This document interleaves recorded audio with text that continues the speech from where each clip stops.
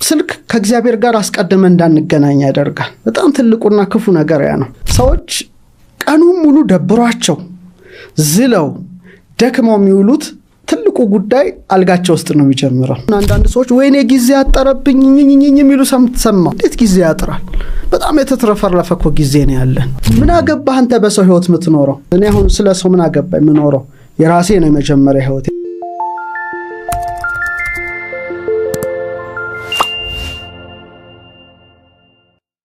አልጋቸው ውስጥ በተረበሸ ሐሳብ በተደበላለቀ ሐሳብ በአሉታዊ ሐሳብ ጀምሩታል ቀናቸውን አሁን ወደ አይምሮአችን የምናስገባው የመጀመሪያው ሐሳብ ቅድም ያልኩት ነቃሃሊዮ የሐሳብና ያንን ሐሳብ የመወሰን ጉዳይ ቀናችንን ሁሉ ሲመራው ይውላል እና ቀናችን ውስጥ ያለውን ድግግሞሽ ይመራል በቃ ዙተራው ያ ነው መጀመሪያ ሰው አልጋ ውስጥ ሆኖ የሚያስበው ሐሳብ አልጋው እኮ አልወረደም ለምሳሌ አንዳንዱ ሰው ገና ከንቅልፉ እንደነቃ ደግሞውን ነጋ ውሽ ደሞ ዛሬ ቀኑ ሙሉ አጨናናቂ ቀን ነው ውይ ዛሬ ቀኑ ሲያደክም ብሎ ይጀምራል ያለቀ በቃ ምክንያቱም ውሸት አያውቅም ይሄ እውነት ብቻ ነው አንተም እኔም ካሜራ ማኖቹም ድንጋይ ሁላችን ወደ ሰማይ ብንወረውር ወደ ታች ይወርዳል የኔ ሰማይ ላይ ተሰቅሎ አይቀርም እና ቀናችን አይ ደግሞ ነጋ ብለ ከጀመርከው በቃ አይምሮ ምን ነው የሚረዳው ከቁጥጥር ውጪ ነው ያቀን ላንተ ቀኑ አድካሚ ነው ካለ በቃ ሲያሰለች ሲያደክም እንደሚውል ነው የሚረዳው በቀጥታ ወደ ስሜት ይልከዋል ያን መልክ አንደኛ ቀኑ አስቀያሚ እንደሆነ ቀኑ ደባሪ እንደሆነ ቀኑ አሰልቺ እንደሆነ ቀኑ በጣም በብዙ እንትኖች ማያምሩ ጉዳዮች እንደተሞላ ይነግረዋል ማለት ነው ሰውየው ስለዚህ አንሶላ ውስጥ ነው ማሰብ የሚጀምር ስለዚህ ወዲያው የጭንቀት ስሜት ይመጣል ማለት ነው ትክክል ነው ሲግናሉ ያ ነው ስለዚህ ኮርቲሶል እነዚህ የጭንቀት ሆርሞኖች ከፍ ይላሉ ገና አንሶላ ውስጥ ሆነ ነው ወዲያው የልባችን መስክ ይዳከማል እዛው ኤሌክትሮማግኔቲክ ፊልዱ ሽንችኔሎ ያ ትልቅ እስከ 2-3 ሜትር የሚዘረጋው ኃይል ስብስብ ይላል ምን ውስጥ ገና አንሶላ ውስጥ በቃ ስለዚህ ለመጨነቅ በሩ ይከፈታል በቃ ቀኑ ሙሉ በቃ አስጨናቂ ቀን ነው ሲከብ የሚውለው ስለዚህ ንዝረት ዝቅ ይላል በቃ ኃይል ዝቅ ይላል ንዝረት ዝቅ ይላል ምስጋና ይሞታል ትልቁ የሰው ልጅ ጸጋ ማመስገን ነው ምንም ነገር ቢሆን ማመስገን መቻል አለበት እንደ ኢዮብ ማለት ነው ሁሉም ነገር ምስጋና አግዶ በማጉረምረም በማኩተምተም ቀን ተጀመረ ማለት አምላክ ደግሞ የሚጠላው ማጉረምራሚ ሰው አኩተምታሚ ሰው በጣም መጥፎ ሰው ነው አማራሪ ሰው በጣም እስራኤሎች ለምሳሌ 40 ቀን ጉዞ 40 ዓመት ፈጀባቸው የሚሉት በማጉረምራም በማኩተምተም ላይ ተመሰረተ ያለ ማመስገን ሙሴ እንኳን ድንጋዩን መጥቶ ነው ውሃና አመስግኖ ነው የሚሰጣቸው አንድ ቀን ሳያመሰግን ድንጋዩን መታና ጠጣው አትገባም ምድረ ርስት አትገባም ተባለ ለምን ስላላመሰገንኪ ነው እና የሚያጉረመርም ሰው ቀን ሁሉ በጣም የጨፈገገ ከመለኮታዊ ጸጋ የተላቀቀ ይሆናል ማለት ነው አንሶላ ውስጥ ነው የሚጀምረው ትልቁ ጉዳይ በቅዱስ ሐሳቦች መጀመር ገና አንሶላ ውስጥ ይያል ይሄ እኔም ማደርገው ነው አብዛኛው ጊዜ ማደርገው ነው አንደኛ ጠዋት ከንቅልፍ ስነሳ ሁለት ሐሳቦች አሉኝ አንድ ገና ብልጭ የሚል ሐሳብ ሁለተኛ ደግሞ ቁርጥ ሐልዮ የሚባለው ምትወስነው ሐሳብና በቃ ልክ አይንህን ገለጥክ አይደል አንሶላ ገለጥክ ስትገልጥ አይናቸው እንደተጨፈነ የሞቱ ሰዎች በዛን ቀን ሚሊየንስ ይኖራሉ እና አይንህን ገልጠሃል ስለዚህ የመጀመሪያውን ትንፋሽ ተንፍሰሃል ስለዚህ ስለ ትንፋስ ማመስገን አለብህ ገና የመጀመሪያው ስለ አይን መገለጥ አንሶላ ውስጥ ሆነ ስትጀምረው ማለት ነው ቀን ጨፍነ ልታደርገው ትችላለህ ላትገልጠው ትችላለህ ግን ገለጥክ በቃ ያቺ የመጀመሪያዋ መገለጥ ምትልበት ሳትሆን አምላክን መታመሰግንባት የአይን መገለጥ መሆን አለባትና ይቀን አዲስ ስጦታ ነው ላንተ የተሰጠ አዲስ ስጦታ ነው እንደው ምን ይላሉ 365 ገጽ ያዘ መጽሐፍ ነው የተሰጠ ጥሩ ምጽፍበት ወይ መጥፎ ምጽፍበት ገጽ ነው ስለዚህ አዲስ ቀን ስለሆነ በአዲስ ጅማሮ እና እንደውም አንዳንድ ሰው ሲያማረሩ ስሰማ እንደው ምን ነው የዳዊትን መዝሙር ቢያስቡላለው ዳዊት በመዝሙር 117 በቅንፍ 118 ደስ ይለኛል ምን ይላል ዛቲ ዕለት እንተገብረ እግዚአብሔር እቺ ዕለት እግዚአብሔር የሰራላት ናት ንትፈሳው ንታሐሰባቲ በሷ ደስ ይበለን ይላል በጣም ደስ ብሎ በቃ መጀመር እና እግዚአብሔር እቺን ለሰጠህ ነው በደስታ መጀመር እንዴት ያቀታል በጣም እኮ በጣም ምን አይነት አማራሪና አኩተምታሚ መሆን እንዴት አለመታደል ነውና አይንህ ለዓይን ማመስገን አለብህ፣ ለጆሮ ማመስገን አለብህ፣ ለአፍንጫ ቆጣሪ እግዚአብሔር እዚህ ጋር ቢገጥምልህና ለዓይን ክፈል፣ ለጆሮ ክፈል፣ ታክስ ክፈል፣ ለእጅ ለእግር ለስትንፋስ ቢል ኮቪድን ተመልከት። ኦክሲጅን ሰው ስንት ከፈለ ነው? ይህን ሁሉ አስበህ ቢያንስ ማመስገን ካልተደረገልህ የተደረገልህ ብዙ ነው። ስለዚህ ማመስገን ነው። ስለዚህ ሰው ሲነቃ ነው የምለው ስልኩን ባይነካ ሰዓቱን እንኳን ባያይ በጣም መቻኮል ይመጣል። ውዝግብግብ ነው የሚወጣው። በቃ ሰዓት ረፈዱ በቃ ይሆናል አይደለ? ስለዚህ በዛ ባትጀምር ቀን አይረበሽም። ሁለተኛ የትላንቱን ነገር አለማመላለስ። ስለ ትላንት ችግር ዛሬ ሌላ አዲስ ቀን ነው። ትላንቱ ትላንት አልፏል። እኛ ነው ዛሬ ነን። ስለ ትላንቱ አይመለከተንም። አልፏል፣ በቃ አልፏል። ስለዚህ በአዲስ መንፈስ መጀመር። ስራዎችን አትዘርዝራቸው ነው መጀመሪያ። ከስራ ይልቅ መጀመሪያ እግዚአብሔር ስላነቃ በቃ ያ ላንተ በቂ ነው። ስራህን የምታቀድበት የራሱ የሆነ ሰዓት አለው። እሱን እንመጣለን እና የምስጋና ሳይነጋ በቃ ሳይነጋ ብለህ የምትጀምረው መሆን አለበት። ለምን ነጋ? ውይ ነጋ ውይ ብለህ ከጀመርከው ኤነርጂ እንትን ይሄ ሽሪንክ ሲነው ጥፍ የሚለው። ሁለተኛው ሳታውቅ ሳትገነዘብ ፈጥነ ካልጋ መነሳት። ይሄ በጣም አደገኛው ነው ጉዳይ ነው። ብዙዎች በቃ ብድግ ነው የሚሉት ካልጋቸው። በጣም ይሄ መሆን የሌለበት ነው። ለምን መሰለ? በህልም ዓለም ውስጥ ነበርክ። ስጋ ተኝቶ ያንኮራፋል። ነፍስ ህልም በማለም ራእይ በማየት እንትን ውስጥ ናት፣ ረልም ውስጥ ናት፣ እዛ ውስጥ ናትና ለመቀበል ክፍት ናት ብዙ ነገሮችን፣ ሰማያዊ ነገሮችን ማለት ነውና ስጋ ሲያርፍ ነው። ነፍስ ግን በህልሞች በራእዮች ውስጥ ነበረችና ልክ ከእንቅልፍ ስንነቃ ያ ጉዳይ ለተወሰነ ጊዜ አብሮን አለ። ብንግ እንዳልክ ወደ እንትን አትመለስም። ያ ጉዳይ አለና መንፈሳዊ ያነሳስ መነሳት መንፈሳዊ ያነሳስን እንደው የተጠዳደፈ ያልሆነ ያልተቻኮለ አነሳስ ካልጋችን መነሳስ ከጀመርን በጣም ጥሩ ነው። ምክንያቱም ልክ እንደ ፀሐይ እኮ ባንዴ አትወጣም ማለት እንትኗን ብርሃኗን ታሳያለች፣ ግሎ ያረገች ነው የምትወጣው እንጂ ዝም ብላ እሳት አደጋ አይደለንም። እኛ ነው ፀሐይ ነን። እሳት አደጋ ነው። ድንገት ተነስቶ መንገድ ላይ ሳታስበው ይላል። እሳት አደጋው ያነሳስ ከተነሳ ቀን ሁሉ ጨለሞ ነው የሚውለው። ልክ ነው የፀሐይ አነሳሲ ነው። ብርሃኗን ቀስ እያለች በምስራቅ ጀንበር እንደምትወጣ ነው። ቶሎ ካልጋ ተጣድፈ ከተነሳ የነርቭ ስርዓት ይደነግጣል። በቃ ረፍት ላይ የነበረ እኮ ነው በድንገት የምታስነሳው። የተዛባ የነርቭ ስርዓት ይሆናል። እስትንፋስ፣ የልብ ምት ይበላሻል።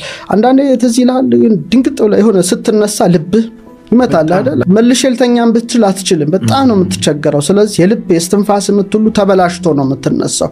ሶስተኛ ሐሳብ ተከፋፍሎ መንፈሳዊ ስሜቱ ሁሉ ተዛብቶ እና ገና ሳትነሳ ውጥረት አስብስ ብድግ ማለት ውጥረት በጣም ደስ የማይል ውጥረት ይጀምራል። ስለዚህ ዝቅ ብለው የመነሳት ልምድን እንደው ቢጀምሩ። ስለዚህ አሁን አይናቸውን ገለጡ፣ አንሶላ ውስጥ አመሰገኑ አይደል? የመጀመሪያው ፓተርንና እና አልጋቸው ውስጥ እያሉ ይኖች ልባቸው፣ ቃላቸው፣ እስትንፋሳቸው በማመስገን ቢጀምር። ለምሳሌ አሁን ልብህ መታደ ደስ ይላል። ልብህ እኔ በጣም ልብህን መንካት ትልቅ ነገር ነው። ልብ ማለት የልዑል ቤት ማለት ነው። በእኛ ትምህርት በለና እግዚአብሔር ዙፋን ትልቅ ነገር ነውና ምንድነው ሰሎሞን ተኝቻለሁ ልቤ ግን ንቁ ናት ይላል። በጣም ይገርም ነው። እና መጀመሪያ በቃ የመጀመሪያ ትንፋሽን በፍቅር ብትነካው ልብህ ለሰውነት በነገርከው ቁጥር ነው የሚከፍል። ደካማ ነው ካልከ ደካማ ነው፣ ኃያል መሆኑን ኃይል ይሰጣል። አንድ ቀን እግራችንን ቴንኪው ብለን አናውቅ፣ አይናችንን አናውቅ፣ አፍንጫችንን አናውቅ፣ እጃችንን አናውቅ። የፈጠራቸውም ቀርቶ ራሴ የሰጠህን አትልም። እና መጀመሪያ ልብህን በቃ ልክ እንደ ፀሐይ ማለት ነው ልብህ ይመታል አይደል? በነፍስ ልብ ሰጥቷል። ደስ ይልልህ ይገባል የመጀመሪያው። ከዛ በኋላ እስትንፋስ የህይወት እስትንፋስ ገብቷልና ስትል የመጀመሪያው እስትንፋስ ለአዲሷ ገጽ ህይወት ተጀመረ ማለት ነው። እስትንፋስን ተወስዳልና እዛ ሆነ ጌታ ሆይ ስላነቃኝ አመሰግንሃለሁ። ዳዊት የሚለው ነገር አለ። አንሰ ሰከብ ሆኖምኩ እኔ ተኛው አንቀላፋው ወተንሳይኩ ተኛው ማለት እስመ እግዚአብሔር አንቃህን እግዚአብሔር አንቅቶኛልና ነቃው ነው። እሱ በያነቃ እዛው ሞተ ትቀራለህ። ልብህም አይመታም። የስንት ሰው ልቡ እዛው እንደታተመ ቃል ውስጥ እስትንፋስ ልቤ መጥቷል አለው፣ ቃል አለኝ አለው፣ እስትንፋስ አለኝ፣ ሕያው ነኝ። ስለዚህ ለልቤ ለቃሌ ለእስትንፋሴ መጀመሪያ የሰጣቸውን አምላክ እዛ አልጋ ውስጥ ትንሽ እንቅስቃሴ እጅ ይሰራል፣ እግር ይሰራል፣ አንገት ይሰራል። ደስ ይላል። እኔ ትንሽ አልጋዬ ላይ ሳልነሳ እንደውም በጣም መወዳቸው ክፍሎች እሷ ናት። ከነቃው በኋላ መጀመሪያ የራሴ ልምድ ነው ማጋራው። ሁሉ አልጋዬ ውስጥ መጀመሪያ ማስባት ምንድነው ግሩምና ድንቅ አድርገህ ፈጥረኸኛልና አመሰግንሃለሁ።